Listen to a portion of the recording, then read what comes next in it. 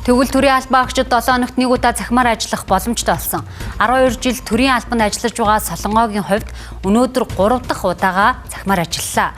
5-аас 14 насны 3 хүүхдийн нэг нь хөгжлийн бэрхшээлтэй, түүнд цахимаар ажиллах нь нүдэ олсон зөв хувилбар болдог байна. За учир нь ажил ихтэйгээсээ болоод хүүхдүүдтэй камерт найдаж гэртээ үлдээхээс өөр аргагүй нөхцөл түүнд цөөнгүй тулгардаг байжээ.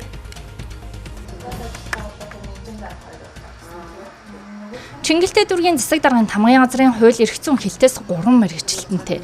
Солонго сар бүрийн ихэнх цахимаар ажиллах хүсэлтээ гаргаж 7 хоногийн пүрэв гарагт ачааллаас шалтгаалж цахимаар ажилладаг. Тус хэлтэс дүүргийнхээ иргэдэд бүх төрлийн хуулийн зөвлөгөө өгдөг. Иймээс түүний утсаар иргэн холбогдож мэдээлэл авсан юм а. Гэмтэрээс урьдчилан сэргийлэх чиглэлээр эргүүлэн үүрэг гүйцэтгэдэг олон нийтийн байцаагч гэдэг ажилтдаг шүү. Та хорооныхоо олон нийтийн байцаагч хандаж үзсэн үү?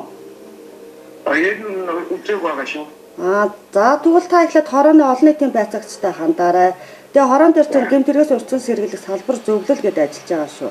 11 дугаар хорооны иргэн гэдээ ярьж байгаа. Олон нийтийн байцаагч маань тухайн хорооныхаа эсгийн байцаагчтай хамтраад тухайн нутаг төвсгүүдээр гарч байгаа гэмтэрэг болон зөрчлийн шинжтэй дуудлага мэдээллийг дараагийн шат 102-т шилжүүлэх юм уу, дараагийн шатны арга хэмжээнд холбомжуулаад эргүүлэн үүргээ гүйцэтгэх дээр энэ ажлыг хийж өгдөг. Тэгээ үүнтэй холбоотойгоор л одоо иргэний нэг зөвлөмж юм уу энэ тодруулах юм асуудал орж ирж байна.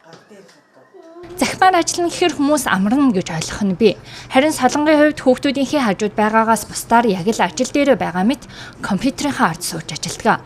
Мөн зайнаас ажилласан өдөр хоол унааны мөнгийг хасдаг учраас төрдөж хэмнэлт үүсдэг байна. Яг ингээл ээжээ та ажиллах юм уу, ажилдаа явахгүй юм уу гэснээр гинт тэгэл компьютер гаргаж ирэл гинт ажиллаа хэлв. Зайлшгүй битээ сатруулаараа гойч шимжшүү гэхэл хиндэ гайхал лээдэг гэсэн. Өөе та ажиллаад байгаа юм уу? За ойлголоо гэд. Одоо ерөөхдөө аль талдаа ингээд ойлголцоод за ээж ажилтай юм байна гэдэг ерөөхдөө саад болохгүй байдлаар ч юм уу бас хөрхөө ойлгоод байдаг болж байгаа. Ээж нь ингээд гэрээсээ ажиллахаар чамд ирнэ ямар санагддаг вэ? Гай. Ээж нь ажиллаа хэр их хийж ин завгүй байна уу? Завгүй. Чи ээжийнхээ ажилд саад болохгүй тулд яадаг вэ? Тагадаг. Залуу гэрүүл учраас цэцэрлэг сургууль амарснаар Солонго хүүхдүүдэд харах хүний эрэлт гардаг. Харин захимаар ажилласнаар тэр эрэлээс нэг өдөр чөлөөлөгддөг. Солонгыг хэлцийнх нь гэрээний мэргэжилтэн бэлгүүн хорол оролдог.